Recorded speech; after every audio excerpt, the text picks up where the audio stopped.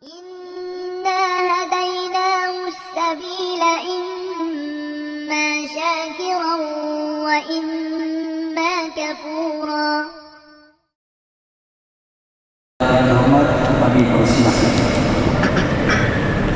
Bismillahirrahmanirrahim. Alhamdulillahirabbil alamin. Wassalatu wassalamu ala Rasulillah wa ala alihi wa sahbihi wa man wala, amma ba'd. Ikhwas sekalian, Bapak, Ibu-ibu, saudara-saudari kaum muslimin dan muslimat yang mudah-mudahan senantiasa dirahmati oleh Allah Subhanahu wa taala. Kita melanjutkan pembahasan kita di dalam bab terkait dengan masalah khitbah atau lamaran. Maka masuk di dalam pembahasan berikutnya terkait bagaimana syariat Islam memandang adat istiadat atau kebiasaan yang disebut dengan tunangan. Maka saya coba melihat di dalam Kamus Besar Bahasa Indonesia, apa sih sebetulnya makna dari tunangan itu menurut bahasa Indonesia. Maka menurut Kamus Besar Bahasa Indonesia, bertunangan bermakna bersepakat.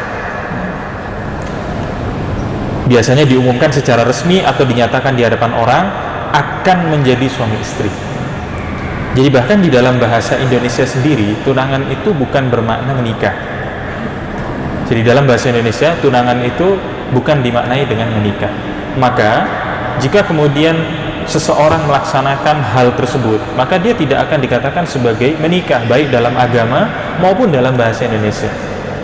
Nah, sehingga sebetulnya kalau kemudian melihat makna tunangan di dalam bahasa Indonesia ini sebetulnya mirip dengan khitbah atau mirip dengan lamaran. Hanya saja di Indonesia, tunangan ini memiliki rangkaian upacara adat yang beragam, macam-macam. Dari yang sifatnya diwajibkan membawa makanan tertentu, kalau melamar harus membawa ini, dan sebagainya. Atau bahkan juga melaksanakan kegiatan tertentu, apakah mandi, atau memecahkan telur, atau bahkan menculik calon pasangan. Saya dapati di sebuah daerah, bukan di sini pokoknya ada lah. Di satu tempat itu ada kebiasaan di sana, itu caranya adalah si laki-laki, dalam tanda kutip ya, menculik si wanita. Nanti kemudian si orang tua wanita ini akan datang ke si laki-laki untuk kemudian menikahkan, bahasanya seperti itu, ringkasnya begitu. Jadi karena sudah diculik, jadi seperti itu. Nah, terus kemudian bagaimana dengan adat menukar cincin? Maka saya dapati di dalam kitab Sahih Fiqih Sunnah, penulisnya Syekh Abu Malik Kamal bin As-Said Salim, beliau mengatakan kebiasaan menukar cincin pada saat lamaran, dengan si laki-laki memakaikan cincin pada wanita dan si wanita kepada laki-laki, kemudian dia diiringi dengan pesta yang terjadi campur baur antara laki dan perempuan. Semua ini adalah kegiatan yang mungkar. Ini adalah budaya asing yang dibuat-buat oleh orang-orang kafir. Bahkan ada yang mengatakan ini adalah adatnya orang Nasrani. Jadi sudah menjadi hal yang harus kemudian diperhatikan bagi kaum muslimin yang ingin menikah. Jadikan pernikahan kita itu betul-betul pernikahan yang memang tujuannya adalah untuk menjaga kebahagiaan rumah tangga. Untuk mencapai hal tersebut dan untuk menjaga keutuhan rumah tangga, hendaknya seseorang menjaga mulai dari awal. Pada saat dia mau menikah, langkah-langkah awal sebelum menikah itu sudah dia jaga, sehingga pada saat menikah dia sudah meniti jalan yang benar. Kalau kemudian seseorang itu awalnya saja sudah keliru, maka akan sangat sulit kemudian diharapkan rumah tangga yang ideal, rumah tangga yang bahagia di tengah-tengah pernikahannya nanti. Maka di sini saya sampaikan harus dipahami bahwa segala hukum berkaitan dengan dunia pada asalnya adalah halal. Semuanya, makan halal, hukum asalnya ya, makan halal, minum halal, pakai baju halal, pokoknya semuanya halal. Sampai ada dalil yang melarangnya. Sehingga seseorang boleh saja mengadakan adat istiadat dalam khitbah, boleh-boleh aja. Adat istiadat daerah mana silahkan, tapi dengan syarat. Syarat yang pertama, tidak menjadikannya sebagai kewajiban, dengan menganggap bahwa jika adat tidak dilakukan maka khitbahnya tidak jadi. Karena untuk mewajibkan sesuatu terkait dengan permasalahan dunia atau terkait dengan permasalahan syariat, kita mewajibkan sesuatu, kita membutuhkan yang namanya dalil. Karena konsekuensi dari kalimat wajib itu apa? Kalau tidak dikerjakan maka berdosa. Itu konsekuensinya. Makanya kita membutuhkan dalil. Ketika kita mengatakan sholat wajib, berarti meninggalkan sholat dosa. Mana dalilnya? Oh, ada di dalam Al-Quran, Allah wajibkan kita sholat. Puasa Ramadan, kalau kemudian meninggalkan puasa Ramadan berdosa. Mana buktinya? Ada kewajibannya di dalam Al-Quran, dan begitu seterusnya. Syarat yang kedua, tidak ada pelanggaran syariat di dalamnya, baik yang berkaitan dengan syariat atau dengan akidah. Maksudnya dengan syariat ini dengan hukum-hukum syariat, atau yang berkaitan dengan permasalahan akidah. Misalkan berkaitan dengan syariat itu seperti apa? Misalkan diadakan kegiatan lamaran itu, kemudian setelah lamaran kegiatannya makan-makan, tapi dengan cara berdiri misalkan. Jadi disiapkan ruangan, hanya ada meja, nggak ada kursinya. Jadi makannya terpaksa harus berdiri. Ini pelanggaran syariat. Terus kemudian ada juga pelanggaran yang sifatnya apa? Akidah. Maka di sini saya sampaikan, seperti meyakini jika melaksanakan kegiatan siram ini dan itu, nggak tahu pokoknya siram bunga, entah siram rumah, pokoknya siram apapun, akan mendatangkan keberkahan. Ini berkaitan dengan akidah. Kemudian atau dengan meyakini dengan memecahkan sesuatu maka akan dijauhkan dengan keburukan dan yang lain sebagainya, atau harus memberikan makan dan minuman yang haram. Saya dapati ketika saya diwawancara terkait masalah, ada yang membuat skripsi, dia membuat skripsi terkait dengan masalah metode pernikahan atau upacara adat dalam suku tertentu pokoknya. Maka dikatakan bahwa di dalam adat istiadat tersebut diharuskan untuk membawa makanan atau minuman yang haram. Apakah terus kemudian ini boleh? Tentu nggak boleh, karena ada pelanggaran syariat di dalamnya. Nah, harus diingat kawan-kawan sekalian, sebagai seorang muslim, kita menerima segala bentuk adat istiadat dengan syarat apa? Tidak bertentangan dengan akidah dan syariat di dalamnya. Asal ada adat istiadat yang baik, dengan syariat Islam tidak bertentangan, dengan akidah tidak bertentangan, jalan, tidak ada masalah. Seperti misalkan mencium tangan orang tua. Mencium tangan orang tua itu, kalau kemudian kita lihat di negeri-negeri tetangga kita, seperti negara Thailand. Negara Thailand tidak memahami atau tidak mengerti kegiatan cium tangan antara anak dengan orang tua. Tidak ada. Jadi kalau antara orang tua dengan anak atau anak dengan orang tua, kalau salaman ya salaman gitu aja. Nggak ada yang namanya cium tangan. Adat istiadat. Bahkan mereka aneh ketika mereka melihat ada menantu kemudian cium tangan orang tua, atau kemudian anak cium tangan orang tua, itu aneh. Sesuatu yang aneh. Jadi seperti itu. Maka di Indonesia kita menjunjung yang namanya adat istiadat, tapi selama dia tidak bertentangan dengan syariat agama atau berkaitan dengan akidah. Seperti cium tangan ketika salaman dengan orang tua dan yang lain sebagainya. Jadi seperti itu. Atau misalkan mendatangi rumah sesama muslim pada saat hari raya Idul Fitri. Ini adat istiadat. Kalau kemudian kita pergi ke Arab Saudi misalkan, jarang mereka melakukan hal ini kecuali antar keluarga atau orang-orang terdekat. Kalau antar keluarga iya. Tapi tetangga ini tidak ada sama sekali. Tidak ada. Bikin kue, bikin lapis legit dan sebagainya untuk menghidangkan tamu, silahkan, tidak ada masalah. Kita nggak melarang hal tersebut. Kita nggak melarang. Kalau di negara-negara yang lain, seperti misalkan di Thailand misalkan, adat istiadatnya beda dengan kita. Mereka ketika hari raya Idul Fitri, setiap orang-orang yang kaya dan merasa mampu, maka mereka akan bikin makanan dalam jumlah yang sangat banyak. Siapapun yang datang, terserah mau miskin mau kaya, siapapun datang, mau kenal nggak kenal datang, asal dia orang Islam dia makan sampai kenyang, habis itu besok datang lagi sampai 3 hari. Jadi seperti itu adat istiadat. Nah, maka setiap adat istiadat yang baik kita pakai, dan kalimat baik itu maksudnya apa? Tidak bertentangan dengan syariat atau bertentangan dengan akidah kita sebagai seorang muslim. Jadi seperti itu. Kemudian yang berikutnya, jika tidak cocok dan menolak khitbah, pertanyaannya caranya seperti apa? Maksudnya, kalau kemudian seorang muslim lalu kemudian mendapati bahwasannya calon yang ingin dia nikahi itu tidak menarik hatinya, jadi dia sudah sampai tahap sudah ta'aruf, sudah kemudian nazar, kemudian dia tidak cocok. Dia tidak cocok. Harusnya dia itu sampai kepada lamaran, tapi dia mundur. Maka bagaimana cara menolaknya? Maka di sini saya sampaikan, jika seorang laki-laki atau perempuan mendapati calon yang ingin dia nikahi tidak menarik hatinya, maka hendaknya dia memberikan jawaban yang jelas tentang hal itu. Harus jelas. Jangan dibiarkan menggantung, kawan-kawan sekalian. Gitu. Jadi ya udahlah, dia sama-sama ngerti, enggak ngerti. Gitu. Kitanya yang ngerti, dia enggak. Gitu. Nah, sampaikan. Gitu. Karena apa? Ini hanya akan menyengsarakan salah satu dari dua belah pihak. Kalau kemudian si laki-laki misalkan, dia sudah ta'aruf, dia sudah nazar, kemudian dia enggak cocok.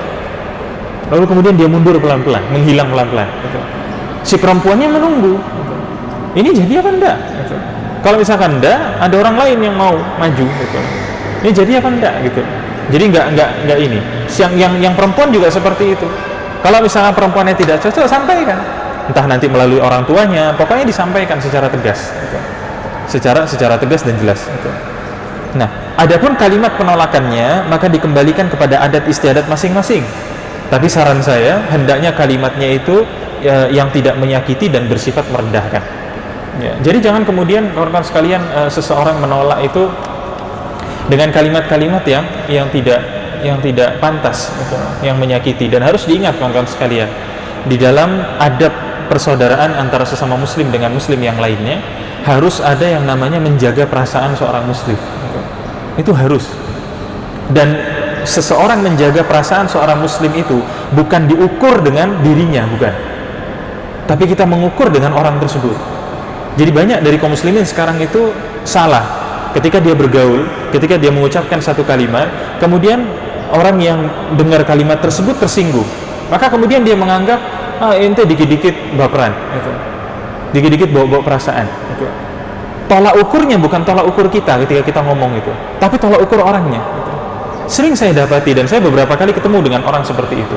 Menurut dia kalimat yang dia sampaikan itu biasa saja. Tapi menurut kita itu sangat menyakitkan hati. Gitu. Maka kalau kita mau ngomong, mau bercanda, kita lihat dulu orangnya. Gitu. Kita ukur sesuai dengan tolak ukur yang dia pakai. Gitu. Kalau kemudian kalimat ini menyakiti bagi dia, jangan diucapkan kalimat tersebut. Gitu. Saya beberapa kali ketemu dengan orang seperti itu, habis itu saya menjauh dari orang itu. Karena setiap dia ngomong menyakitkan hati. Gitu. Satu waktu saya jumpa dengan orangnya sama. Satu waktu saya jumpa, terus kemudian dia ngomong, gimana ya kalimatnya, saya kurang ingat, tapi kurang lebih itu kalimatnya seperti ini. Oh, masih di sini ternyata. Gitu. Kalimat itu bagi saya itu menyakitkan. Gitu. Karena apa? Kalimat oh masih di sini ternyata itu seakan-akan dia menganggap oh kayak masih hidup ya. Gitu. Seakan-akan kalimatnya seperti itu. Tapi kalau kemudian dia mengatakan enggak, maksud saya enggak seperti itu. Tapi yang saya dengar seperti itu, saya kan enggak dengar maksudnya. Gitu. Maka ketika kita berbicara dengan orang, lihat dulu orangnya. Gitu. Oh orang ini tidak bisa kalau diajak gini-gini bercanda dan sebagainya, nggak bisa. Maka kalau kita ngomong, jaga omongan. Gitu. Sama ketika seseorang itu tidak cocok, ya, kemudian dia ditolak, maka sampaikan dengan kalimat yang bagus. Gitu. Jangan kemudian kalimat yang menyinggung, merendahkan dan sebagainya, jangan. Gitu. Nah, terus kemudian bagi kaum muslimin dan muslimat yang dalam tanda kutip ditolak, ya, sudah berusaha maju kemudian ditolak, maka ingat ini bukan aib. Jadi jangan kemudian merasa bahwa oh, ini saya ditolak, sudah ada lagi yang mau terima saya. Enggak, ini bukan aib. Tetapi apa? Allah sedang menyiapkan jodoh terbaik bagimu jika memang kita melibatkan Allah dalam hal tersebut. Jadi tenang saja kalau kemudian seseorang itu ditolak, maka sampaikan pada dirinya Allah sedang menyiapkan yang terbaik bagi saya. Jadi seperti itu. Nah, pertanyaannya, melibatkan Allah Subhanahu wa taala itu caranya gimana? Caranya adalah dengan melaksanakan apa? Salat istikharah. Salat istikharah adalah salat yang dikerjakan dalam rangka meminta bantuan kepada Allah agar dipilihkan yang terbaik di antara pilihan-pilihan yang sedang dihadapi. Jadi, walaupun pilihannya cuma satu. Karena pada dasarnya kalau pilihan cuma satu itu sebetulnya ada dua. Misalkan seseorang ingin menikah, calonnya cuma satu, maka sebetulnya pilihannya ada dua, jadi dengan dia atau enggak.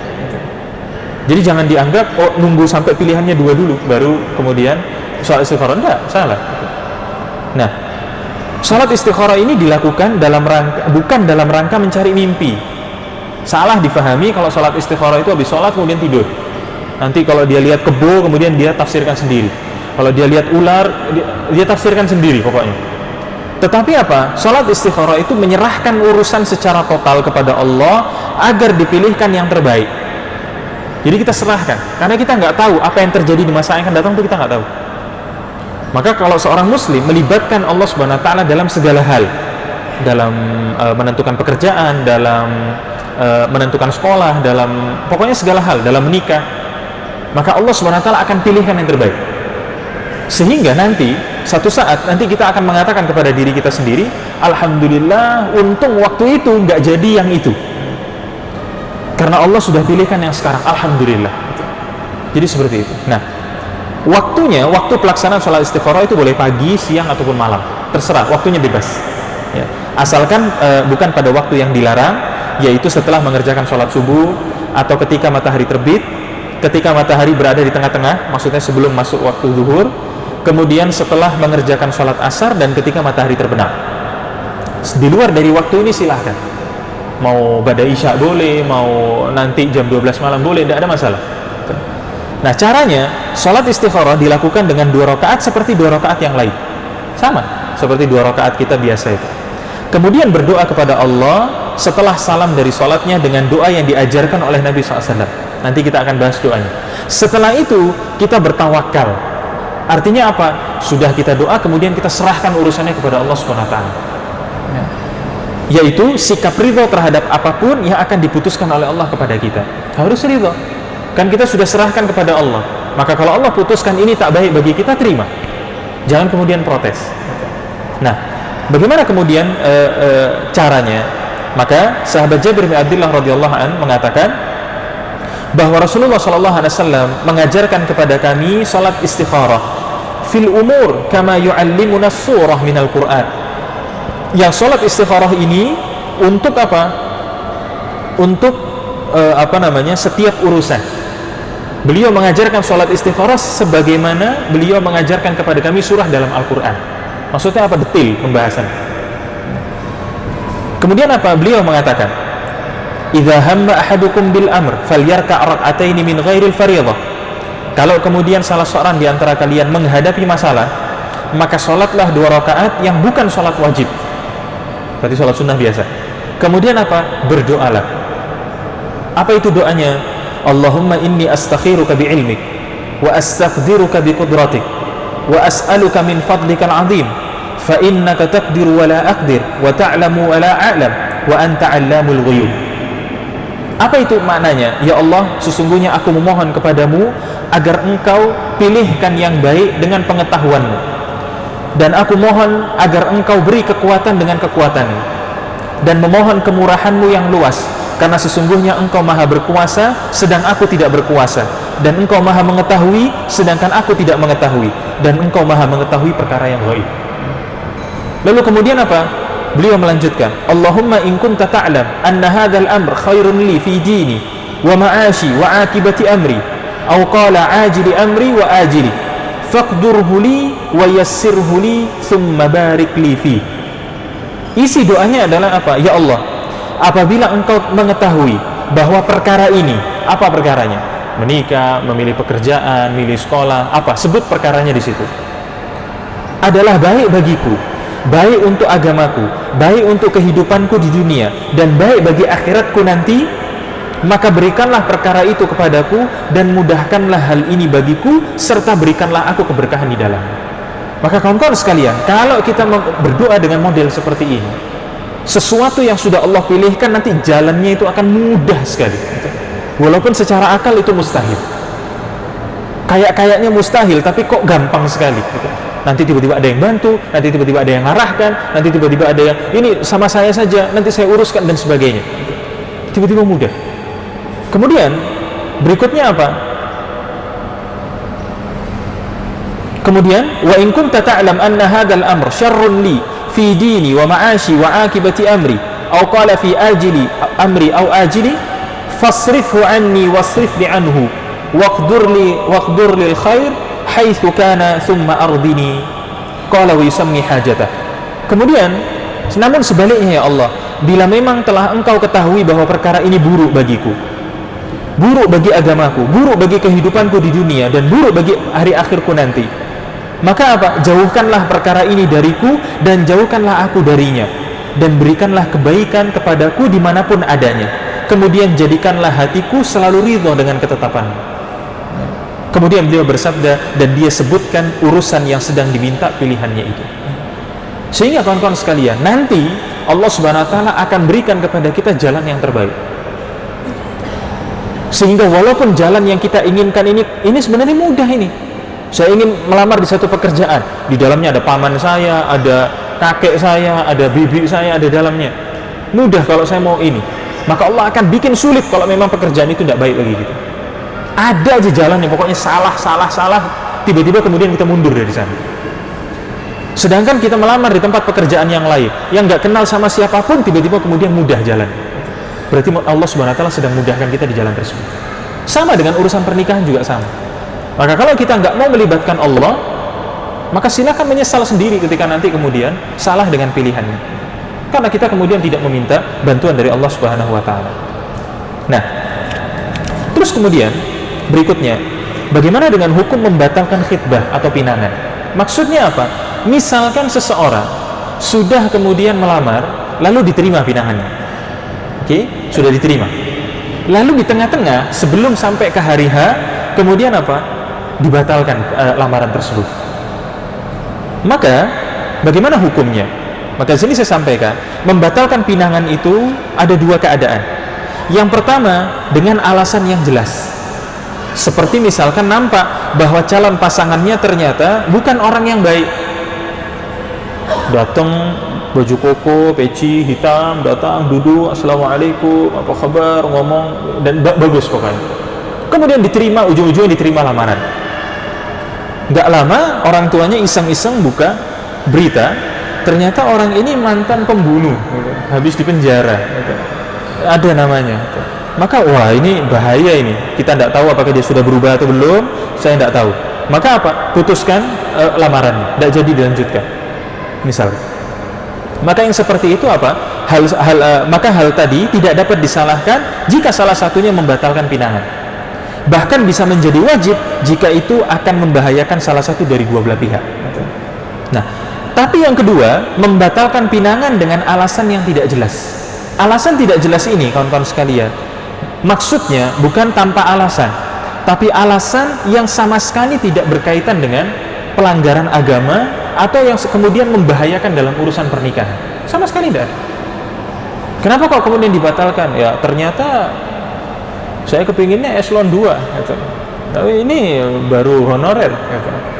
Tidak jadi. Ini sesuatu yang tidak jelas, dianggap sesuatu yang tidak jelas gitu. Jadi harusnya kalau kemudian seorang muslim menolak lamaran itu harus jelas. Kalau tidak jelas, maka hukumnya makruh. Nah, pinangan memang bukan akad nikah, tetapi janji untuk menikahi. Jika seseorang telah berjanji untuk menikahi, kemudian dia ingkar tanpa ada uzur yang jelas, maka tidak ada ubahnya. Seperti hadis Nabi SAW, apa? Ayatul munafik salat. Bahwa tanda-tanda orang munafik itu ada 3. Apa itu? Idza haddatsa kadzaba. Kalau dia berbicara, maka dia berdusta. Kemudian apa? Wa idza wa'ada akhlafa. Kalau dia berjanji, maka dia mengingkari janji. Sebagaimana yang kita bahas di awal pembahasan, kalau masih ingat, para ulama ada yang mengartikan bahwasannya khitbah itu maknanya adalah al-wa'du fin nikah. Jadi janji untuk menikahi. Kalau kemudian sudah diterima janji lalu kemudian dibatalkan tanpa ada alasan yang jelas, maka ini termasuk di dalam hal ini. Bukan kemudian saya mengatakan orang yang munafik, bukan. Tapi ada sifat yang kemudian yang biasa dilakukan oleh orang munafik dilakukan oleh orang tersebut. Dan ini jelek sekali. Jadi seperti itu. Kemudian yang berikutnya, bagaimana hukum hadiah atau pemberian pada saat lamaran? Hadiah yang diberikan pada saat lamaran secara umum bukanlah mahar.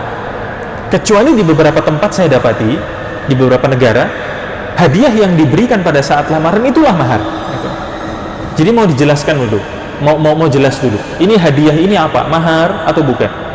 Kalau dikatakan ini mahar, loh kami belum nyampaikan maharnya apa. Kok sudah dikasih? Maka berarti apa? Ini sifatnya bukan mahar. Sehingga tidak berhak bagi yang memberikan hadiah untuk meminta kembali apa yang sudah diberikan. Nah, salah sendiri ngasihnya mahal-mahal. Terus kemudian tidak jadi, habis itu diminta kembali. Oh, tidak bisa. Tidak bisa. Karenanya apa? Karena apa? Sahabat Abdullah bin Abbas radhiyallahu anhuma secara marfu, artinya sampai kepada Nabi SAW, mengatakan apa? Al-aidu fi hibatihi, orang yang mengambil kembali pemberiannya, kal-aidu fi qai'ihi, ya. Seperti apa? Seperti orang yang menelan kembali muntahnya. Coba kalau kita lihat ada orang muntah, habis itu dicedok kembali, habis itu kira-kira gimana? Ini pasti orang tidak waras ini kita bilang. Maka Nabi katakan, orang yang mengambil kembali pemberiannya, hibah, udah kita kasih, ini hadiah dari saya, sudah, habis itu saya bilang sini, balikkan kembali. Maka itu mirip seperti itu. Bahkan dalam riwayat yang lain disebutkan, fa innal ladzi ya'udu fi sadaqatihi kal kalbi yaqi'u thumma ya'udu fi qayhi. Bahwa apa? Sesungguhnya orang yang mengambil kembali sedekahnya laksana anjing yang muntah, lalu dia mengambil kembali muntahnya. Tapi kalau kemudian hadiah yang diberikan ini belum sempat diterima, kemudian dia tarik kembali, maka ini nggak ada masalah. Contoh misalkan, oh sudah diterima lamarannya, alhamdulillah, kemudian dia kirim keripik talas 2 kardus, dia kirim. Kemudian dapat berapa jam, oh, mohon maaf ini dibatalkan. Maka dia telepon yang ngirim itu, stop, jangan teruskan, gitu. Jangan teruskan, balik lagi. Kalau yang seperti itu nggak ada masalah, karena memang belum sempat diterima. Jadi seperti itu. Tapi ya memang tidak baik ya sebetulnya, itu tidak baik. Seperti yang kemudian disebutkan di dalam hadis, tapi hadis ini dhaif, yang secara ringkas menjelaskan tentang Nabi SAW mengirimkan hadiah kepada Raja Najasyi, kemudian Raja Najasyi meninggal. Maka Nabi katakan, hadiah ini pasti akan dikembalikan. Maka ternyata benar, hadiah ini dikembalikan, kemudian Nabi SAW berikan kepada istri-istrinya. Nah, sehingga ini ikhwas sekalian, pembahasan kita terkait dengan bagaimana hukum pandangan syariat terkait dengan masalah tunangan, dan insya Allah kita nanti akan bahas terkait dengan pembahasan masalah nikah di pembahasan-pembahasan yang lain. Wallahu ta'ala a'lam. Ada beberapa pertanyaan yang masih besar. Assalamualaikum Ustaz, mohon nasihatnya. Saya ingin melamar seorang wanita dengan acara yang sederhana, yaitu hanya mengundang keluarga dan teman dekat. Akan tetapi orang tua si wanita ingin mengadakan dengan acara yang sangat wah. Saya ingin mengikuti sebuah hadis yang pernah saya dengar, sembunyikanlah lamaranmu dan sinarkanlah hari pernikahanmu. Barakallahu fiikum. Yang pertama, terkait dengan hadis sembunyikanlah lamaran dan umumkan pernikahan, sepanjang pengetahuan saya hadisnya dhaif, hadisnya tidak sahih. Ya, artinya boleh-boleh saja kalau kemudian seseorang itu memberitahu lamaran yang nggak ada masalah. Tapi ikhwas sekalian, harus difahami tadi bahwa lamaran ini bukan sesuatu yang sudah pasti akan menikah. Belum, gitu. Belum. Gitu. Jadi jangan kemudian seseorang itu terlalu habis-habisan di dalam masalah lamaran. Itu apa? Gitu. Sebagai perbandingan. Bapak saya dulu ketika melamarkan saya untuk istri saya, tahu gimana acaranya? Nggak pakai acara, lewat telepon.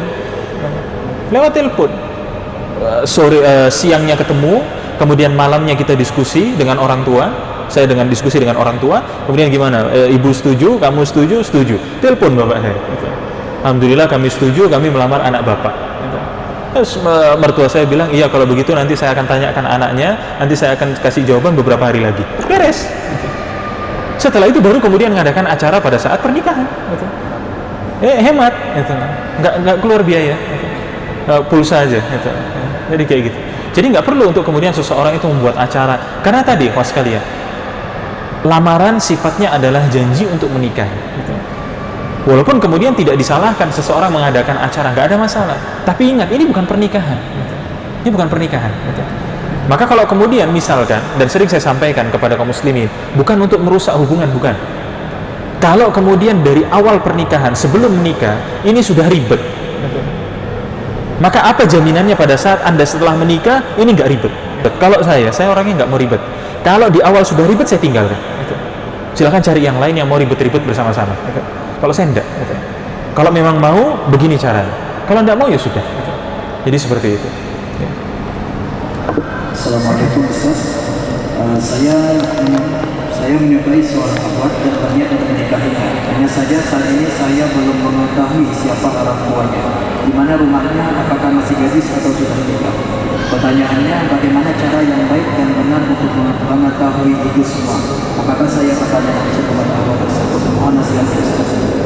Iya, kalau kemudian memang kita tidak mengetahui, ya, tidak mengetahui sama sekali asal usul tentang wanita tersebut, kita nggak tahu, ya, dia tiba-tiba datang di kampus, habis itu tiba-tiba menghilang gitu saja, nggak ada yang jemput, nggak ada yang ngantar misalkan, maka nggak ada masalah kalau kemudian kita bertanya, sekedar untuk bertanya, saya kepingin minta nomor orang tua Anda, gitu aja, gitu. Saya butuh untuk apa? Pokoknya saya minta nomor orang tuanya, udah beres, udah gitu aja, gitu. Nggak perlu untuk kemudian melanjutkan dengan yang lain sebagainya. Minta nomor orang tuanya, setelah itu nanti kita hubungi sendiri, gitu. Ada tambahan sedikit, sahabatnya belum ngaji dan kakak ini belum syar'i. Terus tambahannya, wanitanya itu belum mempelajari ilmu, kemudian belum menggunakan pakaian secara syar'i. Terus kepinginnya apa? Terus kepinginnya gimana? Kepinginnya pernikahannya adalah bahagia sesuai dengan tuntunan agama. Menghayal, ya, menghayal. Anda berarti menyukai dirinya hanya karena fisiknya. Fisik itu semakin lama semakin berubah, gak lama berubahnya itu. Tapi kalau akhlaknya, agamanya, itu yang kemudian bisa terus dipegang. Dan kebahagiaan itu bukan dilihat dari fisik, tapi dilihat dari dilihat dari apa? Dilihat dari agamanya. Pilih, makanya Nabi SAW mengatakan, pilihlah yang agamanya baik, kamu akan selamat. Gitu. Maksudnya kita pilih yang cantik juga, kita pilih yang baik, yang keturunannya bagus, tapi finalnya adalah agamanya. Kalau agamanya baik, maka kita terima. Tapi kalau enggak, maka kita tolak. Jadi seperti itu. Izin bertanya Ustaz, orang tua, ayah atau ibu meninggal dunia, dia berpesan sebelum meninggal dunia agar menikah dengan si A. Setelah orang tua meninggal dunia, si anak tidak menikah dengan si A. Tapi menikah dengan orang lain. Bagaimana hukumnya Ustaz? Ikhwas sekalian, yang namanya wasiat itu sebuah pesan yang harus dilakukan jika yang memberikan pesan itu meninggal dunia. Itu yang disebut dengan wasiat. Wasiat ini secara asal harus dikerjakan, kecuali jika apa? Bertentangan dengan syariat. Misalnya sebelum meninggal, nah itu orang itu tuh kalau saya mati bunuh dia, gitu. Terus gimana Ustaz? Apakah harus? Tidak boleh, gitu. Tidak boleh, gitu. Karena bertentangan dengan syariat. Seperti yang sudah kita bahas, menikah itu tidak boleh dipaksa, nggak boleh. Maka kalau kemudian orang tua mengatakan kamu harus nikah dengan dia, kemudian anaknya bilang saya tidak mau, nggak boleh. Kalau dipaksa pernikahannya batal, tidak sah. Gitu. Kemarin kita sudah bahas, Imam Syafi'i mengatakan seperti itu. Siapapun yang menikah, baik laki-laki maupun perempuan, kemudian dipaksa, tidak ada keridhaan di dalamnya, maka apa? Pernikahannya batal. Jadi seperti itu. Assalamualaikum warahmatullahi wabarakatuh. Setelah nikah, saya berniat untuk mengontrak pisah rumah dari orang tua dengan niat untuk belajar dari pemimpin rumah tangga mandiri. Tapi setelah saya pergi dari rumah, hanya tinggal kedua orang tua saya, Ustaz. Saya bingung Ustaz, karena ingin tetap mengurus orang tua. Mudah-mudahan Allah kasih solusi dari wasilah Ustaz. Iya, kalau kemudian yang bertanya ini adalah seorang laki-laki, maka laki-laki itu harus berbakti kepada kedua orang tuanya sampai kapanpun.